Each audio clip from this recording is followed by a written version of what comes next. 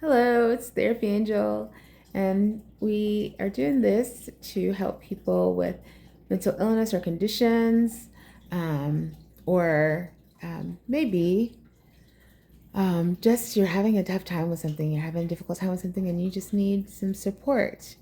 Um, so, today we are going to talk about divorce. And divorce is something that many people go through. I myself am divorced.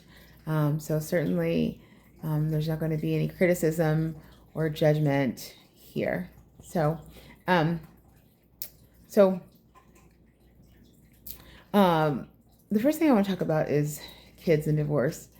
So a lot of times people are so wrapped up in the lawyers and the struggle and the changes and just everything that's going on in the divorce that we kind of forget maybe that the kids are going through divorce just like we are.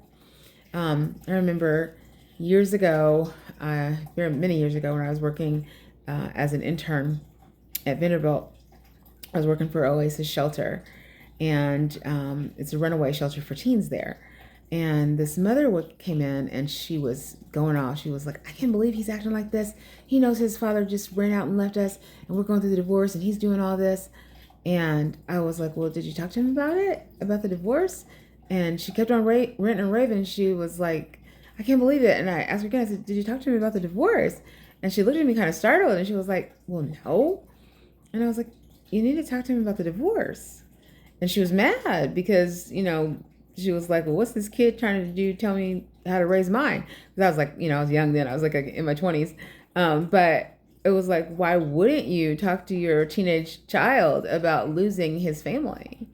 Um, so it's really important that you include the children in counseling, that you include them in the discussions that are appropriate for them, and appropriate to their age. And just remember that they're going through a lot too. They're going through a divorce, just like you are. Which brings me to my second point. Divorce is very hard. And I think in this day and age, we think, oh, it's no big deal. Everybody gets divorced. So what? I remember that when I got divorced in 2020, that I had a family member actually say that to me on the day I got divorced. They were like, "Well, so what?"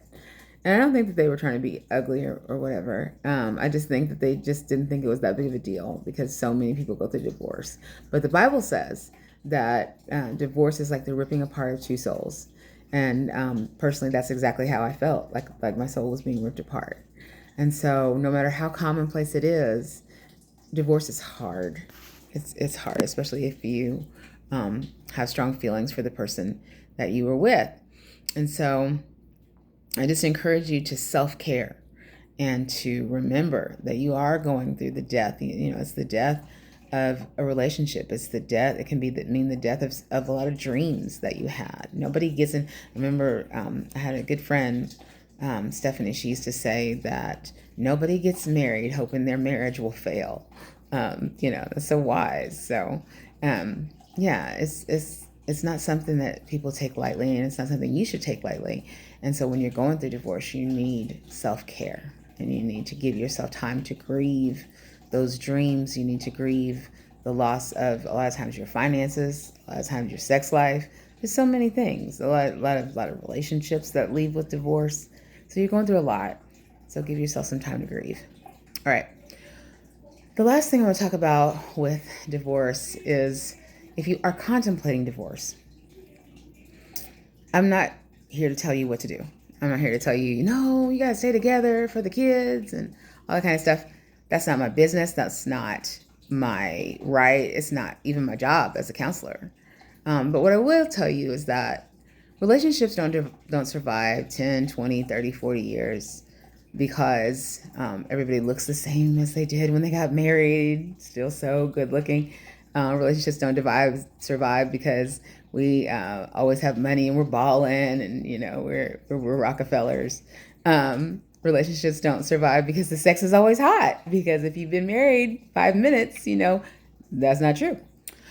So relationships survive my pastor used to say that everybody says, "Are you going to be here in the morning?"